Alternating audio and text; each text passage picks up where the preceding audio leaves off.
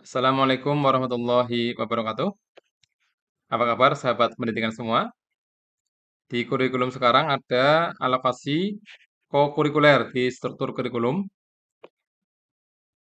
namun masih banyak insan pendidikan semua, guru maupun sekolah ya, yang masih bingung bagaimana penerapannya di sekolah. Pada video kali ini kita akan membahas bagaimana sih penerapan kokurikuler di sekolah. Sebelumnya, kita perlu tahu dulu ya, bagaimana sih bentuk kokurikuler yang diperbolehkan. Pada Permendikdasmen terbaru nih ya, nomor 13 tahun 2025, pasal 16 ayat 2, kokurikuler sebagaimana dimaksud dilaksanakan dalam bentuk ini dia. Pembelajaran kolaboratif lintas disiplin ilmu, bisa juga gerakan 7 kebiasaan anak Indonesia hebat, nih ya, atau cara yang lainnya. Jadi tidak melulu pembelajaran kolaboratif ya, tapi bisa tentang gerakan 7 kebiasaan anak Indonesia hebat. Bahkan bisa cara yang lainnya. Nah, ada beberapa ide ya, bagaimana sih penerapan kokurikuler di sekolah. Yang pertama, menggunakan pola atau moda reguler. Ini artinya integrasi kokurikuler dengan jadwal harian ya. Kemudian, yang kedua dengan metode blok. Ini intensif dalam periode waktu tertentu. Yang ketiga, hybrid ya, atau campuran antara reguler dan blok. Yang keempat adalah project berbasis event, dilaksanakan pada event tertentu di sekolah. Kita akan bahas satu persatu. Yang pertama, moda reguler. Bagaimana teknisnya? Yang pertama, kokurikuler dilaksanakan secara rutin dan terjadwal mingguan. Jadi nanti ada jadwal khusus ya, misalkan kalau kelas 10 itu matematika yang harusnya 4 jam, 3 jamnya untuk intra, 1 jamnya untuk ko. Nanti di situ dituliskan ya jadwal ko-nya. Kemudian ini bisa digabung dengan mapel yang lain. Jadi nanti kalau di kelas 10 sendiri contohnya ya, di SMA ada 11 JP untuk kokurikuler totalnya. Dari pengambilan beberapa mapel wajib ya. Nanti ini bisa didistribusikan selama 1 minggu. Kemudian terintegrasi dalam jadwal pelajaran reguler. Ini tidak misah ya, artinya pada hari itu juga ada jadwal untuk kokurikuler. Bisa juga dalam 1 minggu itu adalah pada hari tertentu. Misalkan hari Jumat digunakan untuk kokurikuler. Kemudian guru atau fasilitator membimbing secara bertahap sesuai tema dan fase capaian. Jadi nanti sekolah ya atau kurikulum menyiapkan ya modulnya sehingga nanti bisa diikuti langkah-langkahnya oleh fasilitator atau guru dengan pembimbingan secara bertahap sesuai dengan tema atau capaian yang ingin dimiliki oleh peserta didik atau murid. Kemudian proses difokuskan pada kegiatan kecil yang konsisten. Ada diskusi, observasi maupun tugas kelompok. Jadi bisa seperti ini. Tadi kan bisa lintas mapel ya, bisa 7 kebiasaan anak Indonesia hebat. Ada yang punya ide seperti ini. Jadi misalkan ini 11 JP ya. Ini digunakan untuk hari Senin 1 JP untuk upacara bendera. Upacara ya. Kemudian misalkan Selasa sampai Kamis digunakan untuk kegiatan ini ada senam anak Indonesia hebat itu ya, SAIH ya. Kemudian ada menyanyikan Indonesia Raya. Mungkin ada kegiatan literasi ya, membaca. Nah, sebelumnya ini biasanya memotong jam pertama ya. Nah, kali ini bisa dimanfaatkan dengan memanfaatkan jam kokurikuler ya, sehingga ini ada senam anak Indonesia hebat, menyanyikan Indonesia Raya maupun literasi ya. Ini sudah 1 JP sendiri. Jadi total ini sudah ada 4 ya. Oh, berapa? 3 ya, 3 JP. Plus Senin jadi 4. Untuk senam ini ya, Selasa sama Kamis, ini senamnya berada di kelas masing-masing. Untuk Jumat ini bisa secara klasikal ya. Ini 1 JP untuk senam klasikal. Maupun untuk kegiatan lain. Bisa untuk misalkan kebersihan ya, dibagi minggu pertama senam, Jumat minggu kedua kebersihan, dan seterusnya. Atau mungkin yang lain kalau punya kegiatan religi, sholat duha, dan seterusnya ya. Ini bisa dimasukkan, diambilkan dari jam kokurikuler. Ini total seminggu sudah ada 5. Padahal kita punya 11 JP ini ya. Nah, berarti masih ada 6 JP. 6 JP tersisa, 6 JP ya. Ini bisa digunakan harian juga atau dilaksanakan hari tertentu. Kalau harian misalkan dibagi untuk hari Selasa, Rabu, Kamis, ini masing-masing 2 JP. Nah, terserah jamnya mau diambilkan di mana. Mau di akhir jam pelajaran atau di tengah-tengah, terserah ya. Ini yang penting masing-masing 1 hari 2 JP. Nah, ini harus disiapkan modulnya sehingga nanti terkontrol ya. Hari Selasa bahas apa, Rabu bahas apa, Kamis bahas apa. Atau bisa juga ini dimanfaatkan untuk 1 hari penuh di hari Jumat. Nah, Jumat kan masih ada sisa ya. Ini misalkan 6 JP. 6 JP fokus untuk kokurikuler. Kegiatannya jadi full ya, 1 hari Jumat itu jam pertamanya senam, kemudian selanjutnya digunakan untuk kokurikuler. Sesuai dengan tema masing-masing tentunya. Ini mode reguler. Tentu saja mode ini ada kelemahan dan kelebihannya. Kelebihan dari mode reguler adalah yang pertama ini konsisten dan mudah dimonitor secara berkala, ya. Konsisten dan mudah dimonitor secara berkala karena harian. Kemudian lebih mudah membentuk kebiasaan karakter siswa secara berkelanjutan. Jadi karena ini tiap minggu, tiap hari bahkan ya dilaksanakan kegiatan maka bisa membentuk kebiasaan.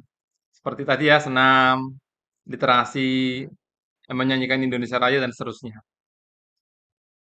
Tidak memerlukan waktu khusus di luar pembelajaran rutin. Jadi ini include ya, bareng-bareng dengan kegiatan interanya.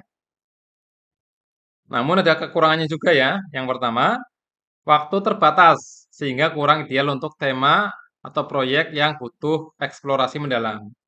Seperti tadi saya katakan, 1 hari mungkin 2 jam ya. Kadang-kadang mungkin ada proyek yang butuh waktunya seharian full. Nah, yang seperti ini kurang cocok. Maka nanti dipilihlah tema yang sesuai. Kemudian, pemutusan aktivitas bisa terjadi karena gangguan agenda lain. Kadang-kadang sudah diagendakan ternyata tanggal merah. Ternyata ada agenda lain di sekolah dan seterusnya ya. Tapi ini bisa disiasati ya dengan cara sudah berkoordinasi ya dengan pihak yang lain di sekolah, kemudian melihat kaldik ya sehingga tidak terganggu. Kemudian tantangan dalam menjaga keterhubungan antar sesi agar utuh dan bermakna. Ini juga ya. Ini berarti harus membuat modul yang rigid ya, sehingga nyambung ya antara hari pertama, kedua, dan seterusnya. Ini untuk yang reguler. Sekarang kita bahas yang blok. Bagaimana pelaksanaannya? Kokurikuler dilaksanakan dalam blok waktu tertentu, misalnya seminggu penuh atau beberapa hari intensi. Kalau kita hitung, ini saya contohkan yang kelas 10 SMA ya. Setiap minggunya ada 11 JP waktu untuk kokurikuler. Dalam 1 semester, ini diasumsikan ada 18 minggu. Kalau kita kalikan, ketemunya adalah 198 JP. Kalau 1 minggu di sekolah, di SMA itu sekitar 46 sampai 48 JP, maka ini ketemunya sekitar 4 minggu. 4 minggu. Jadi nanti untuk kegiatan kokurikuler dilaksanakan selama 4 minggu ini dalam satu semester. Nah, ini bisa dibagi menjadi beberapa sesi ya. Jangan full 4 minggu, nanti kelamaan. Mungkin untuk tema pertama kita manfaatkan 2 minggu. Tema kedua 2 minggu lagi. Atau mungkin kalau sekolah punya banyak tema ya, nah, boleh saja satu tema 1 minggu. 1 bulan sekali, seminggu project. Dan seterusnya ya, seperti itu. Kemudian pembelajaran reguler dihentikan sementara untuk fokus pada proyek. Jadi minggu yang kita gunakan untuk maka tidak ada pelajaran, tapi semuanya digunakan untuk kokurikuler. Ini cocok untuk pelaksanaan proyek berbasis lapangan. Ya, berbasis lapangan, kolaborasi komunitas, bisa outing kelas juga nih ya, atau pameran hasil karya. Jadi misalkan kita butuh proyek yang perlu ada keluarnya, survei kemana gitu ya, maka ini cocok dilaksanakan. Kemudian kegiatan bisa melibatkan narasumber eksternal. Kita bisa manggil narasumber ya secara eksternal. Kemudian bisa kunjungan lapangan, kita datang ke tempat-tempat atau objek-objek yang berkaitan dengan tema, atau bisa juga kerja kelompok intensif. Nah, ini proyeknya bisa ini ya lebih dalam daripada sebelumnya. Karena ini waktunya cukup longgar. Tapi jangan lupa, ini juga ada kelebihan dan kekurangannya. Kelebihannya, waktu cukup luas untuk eksplorasi mendalam, aksi nyata dan refleksi ya. Ini kita punya waktu yang cukup banyak, sehingga bisa lebih maksimal ya dalam mengeksplor eh, kegiatan proyek yang akan dilaksanakan. Kemudian mendorong keterlibatan emosional dan sosial yang kuat dari siswa. Jadi karena ini semuanya proyek, jadi semuanya terlibat. Misalkan pada yang reguler, ada yang pelajaran, ada yang gitu ya, maka kayaknya kurang greget ya. Kalau ini, karena 1 minggu full digunakan untuk maka secara emosional ya, dan sosial siswa kayaknya ini lagi project ini. Nah, seperti itu. Ini cocok untuk tema yang membutuhkan proyek berbasis aksi nyata. Nah, ini dia ya. Misalkan untuk kebersihan lingkungan dengan komunitas tertentu ya, ke pantai, ke sungai dan seterusnya. Ini cocok pakai metode yang ini, yaitu blok. Namun ada kekurangannya. Yang pertama mengganggu jadwal pembelajaran reguler. Perlu perencanaan matang. Jadi ini kalau bisa diatasi ya. Kalau sudah siap, semuanya sudah disosialisasikan, maka nggak masalah yang ini. Kemudian, jika tidak dirancang baik, bisa jadi aktivitas sekadar rame tanpa makna. Ini dia yang ditakutkan. Jadi benar-benar dirancang secara baik gitu ya, matang ya. Sehingga kegiatannya itu jelas alurnya. Kalau tidak, nanti satu hari itu ya cuma hura-hura saja siswanya. Apalagi kalau komitmen gurunya kurang baik. Nah, ini yang ketiga nih. Butuh komitmen guru. Nah, ini dia, lintas mapel dan logistik yang mendukung. Jadi program ini harus didukung oleh seluruh guru yang terlibat. Karena kalau tidak, siswa dibiarkan saja jalan sendiri, maka kurang efektif ya. Maka harus ada penampingan, harus ada komitmen, harus ada rencana atau rancangan yang matang untuk yang blok ini. Berikutnya adalah hybrid ya, yaitu campuran antara blok dan reguler. Bagaimana pelaksanaannya? Jadi ini kombinasi. Pelaksanaan awal dan proses dilakukan secara reguler. Sementara produk atau output dipamerkan dalam blok waktu tertentu. Jadi awalnya ya, mungkin minggu pertama masih pakai reguler, minggu kedua reguler. Nanti begitu kayaknya produknya sudah jadi, kita mau mengadakan pameran ya, atau untuk menyiapkan pameran itu sendiri, maka diadakan blok 1 minggu. Kemudian, ini misalkan ya contohnya ya, diskusi dan riset tiap minggu. Kemudian, finalisasi proyek dan pameran dilakukan selama 1 minggu khusus. Nah, ini yang tadi saya katakan ya. Yang ketiga ini menyeimbangkan pembiasaan dan intensifikasi kegiatan.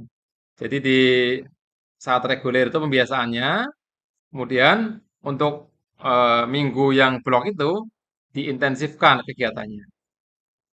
Ini bisa menjadi solusi ya dengan campuran tadi daripada misalkan kita takut blok ya selama 4 minggu itu nanti akan tidak efektif, maka campuran reguler dulu awalnya, kemudian nanti ada bloknya lebih variatif.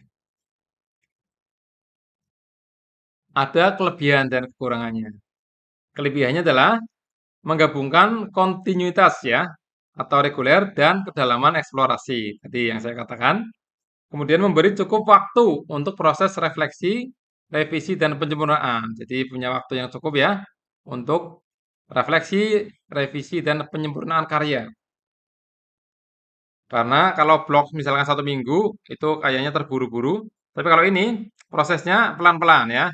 Sejak reguler, konsultasi, kemudian revisi, refleksi, dan seterusnya. Kemudian pada saat blog nanti bisa disempurnakan karyanya. Bisa menyesuaikan dengan kebutuhan tema dan kesiapan sekolah. Ini juga ya, lebih longgar waktunya juga. Namun ada kekurangannya. Perlu koordinasi lintas jadwal yang kompleks. Ini dia ya, yang mengatur jadwal ini harus benar-benar pinter ini. Biar nanti tidak ada bentrok, tidak ada kebingungan ya. Rentan terhadap ketidakseimbangan beban siswa dan guru. Ini juga perlu diperhatikan ya. Waktunya dihitung benar-benar, kemudian gurunya juga disiapkan seperti itu.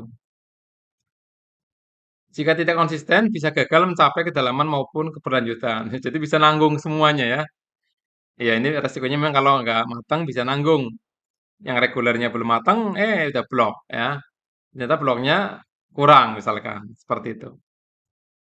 Tinggal pinter-pinternya nanti pihak sekolah dalam mengatasi atau mensiasatinya. Metode yang keempat adalah berbasis event ya. Jadi ini mirip blog ya, sebetulnya mirip blog, tapi kita sesuaikan dengan event yang ada di sekolah. Niko kurikuler dilaksanakan dalam bentuk event atau kegiatan khusus, seperti pameran, aksi sosial, kampanye, festival seni, pentas budaya. Biasanya di sekolah kan ada agenda khusus ya, misalkan bulan bahasa. Nah, pada bulan bahasa dilaksanakanlah kokurikuler secara blok. Mungkin juga ada hari santri nasional, atau hari anak nasional, atau apalah ya, hari ibu dan seterusnya, atau mungkin hari Kartini. Event-event itu bisa digunakan untuk eh, kegiatan kokurikuler. Yang kedua, waktu pelaksanaan lebih fleksibel, bisa disesuaikan dengan kalender kegiatan sekolah atau momen nasional ya. Tadi yang saya katakan bulan bahasa, hari Kartini, hari pendidikan dan seterusnya ya.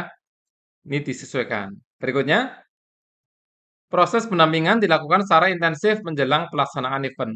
Jadi sebelum pelaksanaan event sudah ada mulai pendampingan. Jadi ini dia yang berbasis event ya.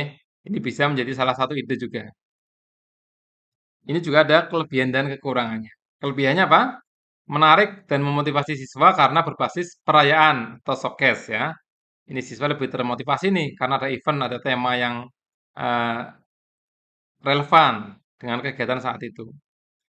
Dapat melibatkan masyarakat luas, orang tua dan mitra eksternal ya. Jadi bisa mengundang masyarakat juga untuk misalkan pentas budaya dan seterusnya.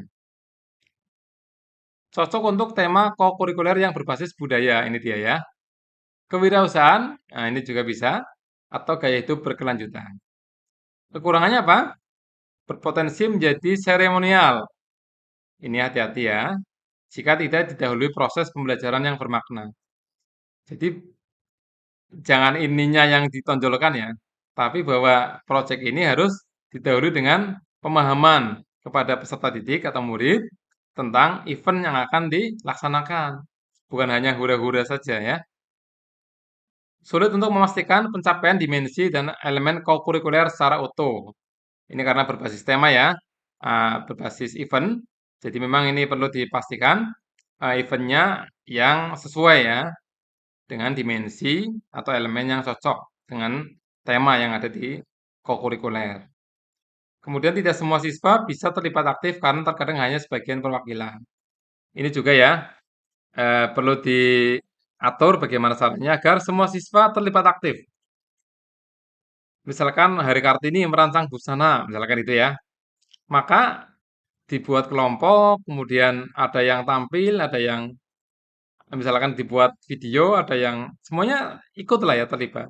Ini tinggal pinter-pinternya pihak sekolah dalam bagaimana caranya membuat modul ya atau rancangan yang bisa melibatkan semua peserta didik atau murid.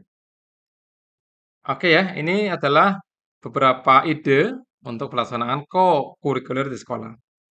Sambil nanti menyesuaikan juknis yang akan dikeluarkan oleh kementerian. Semoga bermanfaat. Kami akhiri. Assalamualaikum warahmatullahi wabarakatuh.